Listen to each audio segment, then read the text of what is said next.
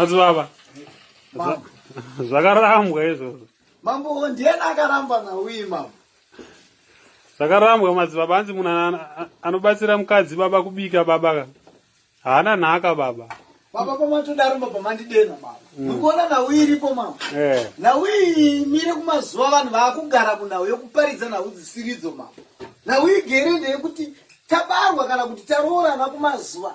Tanyama imwe chete tinotendese yekubatsirana mai acho wacha baba achi. Ndona imwe chete mambo. Ndona inotendesa kudenga iyo. Asi nauyi iriko manje. Ndeyekuti tiri kubatsirirana kumazuva edu. Saka nauyi aitisi aisvike mambo. Saka zvinotonzi zvakare hatini iye anotsanangura nauyi idzodzo. Vakazibata zvakanaka baba. Ikatsanangura zvakare. Zvinonzi anoshungurudza mukadzi kana anotambudza mukadzi. Amai akarwara. Unetendese kuti ubike. Saka ukati amai abike achirwara kumazuva, mwoyo wamai ukagunun'una, hauendi zvakare kudenga. Saka nhau iyoyo ngavaijekese kumazuva. Vanhu vanotaura nhau iyoyo vasingagone kuzondorarama pairi. Gabriel haana kuvinga nhau iyoyo panyika mambo. Saka nhau yakavingwa naGabriel ndeyekuti titapedzanwe nhau yekudenga. Nhau yatiri kuda ndeyekuti ngative nemwoyo munyoro. Kana tava nemwoyo munyoro, tokogona kuita. Sekuita kuri kudiwa nekudenga neWai.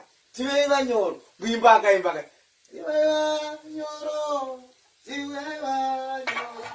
Wapona mambo. Rupanzwa mambo. Ndatenda hangu mambo. Haiwa tinotenda nedzidziso mambo. Ndotenda mambo. Rega tichibika tikupakurire mambo ndatenda.